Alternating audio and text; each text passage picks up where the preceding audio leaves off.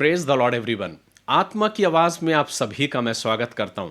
धन्यवाद देता हूं एक बार फिर से कि पुनः आपके बीच में आकर रूबरू होने का अवसर मिला। बीते समय में हम लगातार ऑडियो के जरिए हम प्रभु के वचन का मनन और चिंतन कर रहे थे, लेकिन आज मैं आपके सम्मुख रूबरू होकर आपके बीच में प्रभु के कलाम को, इस वचन को रखने जा रहा हूं।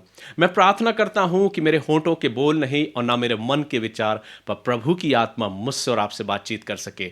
इसलिए आइए जब हम इस वचन का मनन करें तो हम प्रभु की आवाज को सुने कि वो आज मुझसे और आपसे क्या बात करना चाहता है। मैं विश्वास करता हूं कि इस वचन के द्वारा हमने जरूर आशीष को पाया होगा और इस पुस्तक के अंतिम चरण में हम पहुंच रहे और आज हम मनन करेंगे 11वें अध्याय का। 11वां अध्याय मुझसे और आपसे क्या बात करता है और मेरे और आपके जीवन को क्या सिखाता है, उन बातों को आज हम सीखेंगे।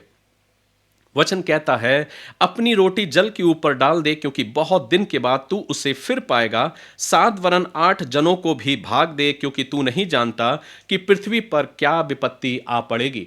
इन वचनों के द्वारा सुलेमान अपने उन विचारों को व्यक्त करता है।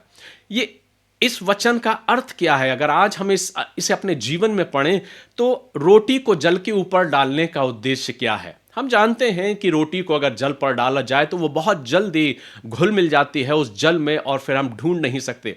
लेकिन परमेश्वर का वचन तो इसके विपरीत बातें कर रहा है। और इस वचन को सीखने के लिए जब हम परमेश्वर की आत्मा की अगुवाई में जब इस वचन को हम सीखने का प्रयास करते हैं तो प्रभु का आत्मा मुझसे और आपसे इस बात को कहता है कि ये जीवन अनिश्चित है। हम नहीं जानते कि हमारे जीवन में कितना समय, कितना अवसर हमारे पास है, लेकिन प्रभु के वचन को लगातार हम मनन करते आए हैं कि जीवन अनिश्चित जरूर है, लेकिन समय और अवसर हर पल हमारे और आपके पास है। इसलिए अपने जीवन में इस अवसर को बहुमूल्य समझो और इस अवसर के अनुसार अपने जीवन में अच्छा करने का प्रयास करो। और उन्हीं बातों को प्रभु का वचन कहता है कि अपनी रोटी को जल के ऊपर डाल और बहुत दिनों के बाद तू उसे फिर पाएगा, अर्थात उन अच्छे कार्यों में हमेशा संलग्न रहो। जो भी अवसर मिले, जो मौका मिले, अच्छे कार्यों को करने में कभी पीछे मत हटो। और अब इन अच्छे कार्यों की बारे में व्याख्या करना मैं सोचता हूं उचित ना होगा, क्योंकि हम जानते हैं कि प्रभु के वचन के अनुसार और प्रभु से मोहब्बत करने वाले जानते हैं कि प्रभु मेरे और आपके जीवन से क्या चाहता है। आगे जब वचन में पढ़ते हैं तो लिखा है, 7 वरन 8 जनों को भी भाग दे, क्योंकि तू नहीं जानता कि पृथ्वी पर क्या विपत्ति आ पड़ेगी। हम नहीं जानते कि आने वाले समय में क्या होगा, भविष्य में क्या होगा, आने वाला अवसर कैसा होगा, लेकिन आज जो वक्त तुझे मिला है, आज इस वक्त को बड़े आनंद के साथ व्यतीत कर और यह प्रयास कर कि अपने जीवन के द्वारा दूसरों के लिए कुछ करने का भी प्रयास कर और वो प्रयास तेरा कभी पीछे ना जाने पाए। इसलिए प्रभु हमें और आपको यह अवसर देता है कि ज्यादा से ज्यादा इस जीवन में हम भरसक प्रयास करें, क्योंकि प्रभु ने यह जीवन दिया, इस संसार में मुझे एक विशेष उद्देश्य के लिए भेजा है कि हम परमेश्वर के उस प्रेम को, उस प्यार को हम लोगों तक पहुंचाने पाएं और अपने जीवन के द्वारा भी, अपने कामों के द्वारा भी प्रकट करें। आगे प्रभु का वचन कहता है, यदि बादल जल भरे और उसको भूमि पर उंडेल देते हैं और वृक्ष चाहे दक्षिण की ओर गिरे या उत्तर की ओर, तो भी जिस स्थान पर वृक्ष गिरेगा वहीं पड़ा रहेगा। जो वायु को ताकता रहेगा वह बीज बोने ना पाएगा और जो बादलों को देखता रहेगा वह लबने ना पाएगा। यहां इस ओर इशारा किया जा रहा है कि सिर्फ योजनाओं को बनाते मत रहो, परिस्थितियों पर निर्भर मत रहो। अक्सर कई बार हम कहते हैं अभी हमारे पास वक्त नहीं है, जब समय आएगा, जब प्रभु मुझे बहुत देगा तो मैं बहुत कुछ करूंगा, जब प्रभु मुझे अवसर देगा तो मैं प्रभु के लिए भी बहुत कुछ करूंगा। हम कितनी बार इन बातों को करते हैं, लेकिन प्रभु का वचन क्या कह रहा है? प्रभु का वचन यह सिखाना चाह रहा है कि मैं और आप अपने जीवन को वायु को ताकते नहीं रहें, नहीं तो बीज ना बोने पाएंगे, और जो बादलों को देखता रहता है वह लबने ना पाता। इसलिए जो समय आज प्रभु ने आपको दिया है, यह समय, यह टाइम, यह वक्त, जो मौका मुझे और आपको मिला है, यह बहुत ही प्रीशियस टाइम है।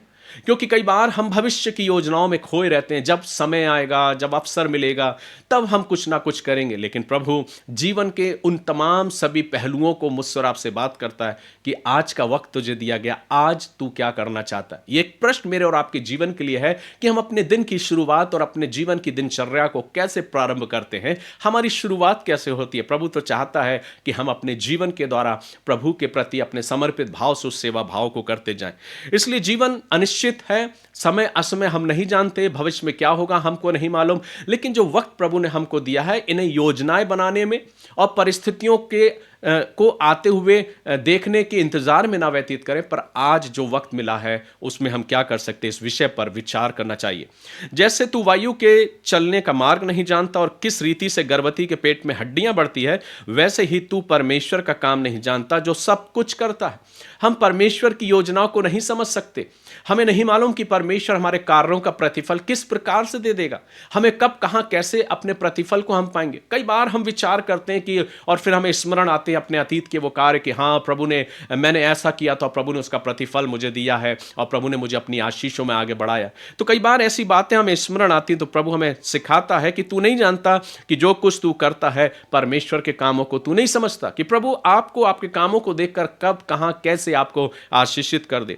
आगे लिखा है, भोर को अपना बीज बो और सांझ को भी अपना हाथ ना रोक, क्योंकि तू नहीं जानता कि कौन सफल होगा, या यह या वह या दोनों के दोनों अच्छे निकलेंगे। अर्थात यहां एक प्रेरणा दी जा रही है, हमको प्रोत्साहित किया जा रहा है कि भोर को अपना बीज बो और सांझ को भी अपना हाथ ना रोक। अर्थात जीवन की शुरुआत से लेकर जीवन के अंत तक हम अच्छे और भले कार्यों को करने में संलग्न रहे। जितना अधिक प्रयास हम करेंगे उतना अधिक हम अपने जीवन में प्रभु की आशीषों को पाएंगे, क्योंकि हम नहीं जानते कि कब कौन सा कार्य हमारा और आपके जीवन में फलवंत और आशीषित हो जाए। 7वें पद में लिखा है, उजियाला मन भावना होता है और धूप के देखने से आंखों को सुख होता है। यदि मनुष्य बहुत वर्ष जीवित रहे तो उन सबों में आनंदित रहे, परंतु यह स्मरण रखे कि अंधियारे के दिन भी बहुत होंगे, जो कुछ है वह व्यर्थ है।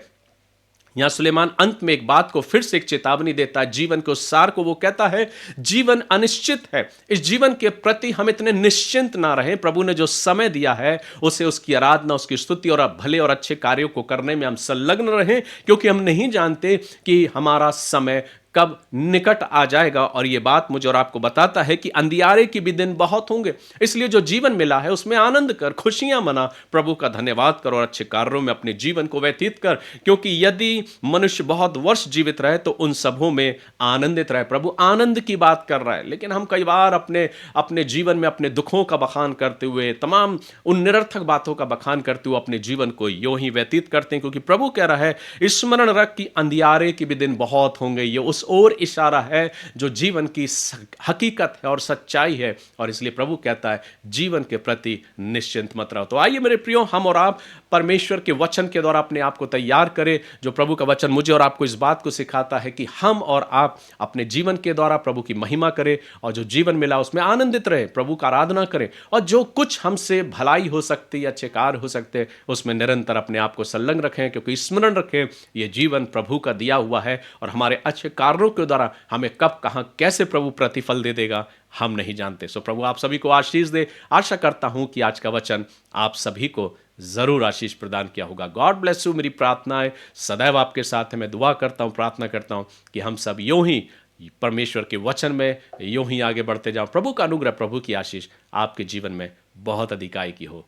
God bless you.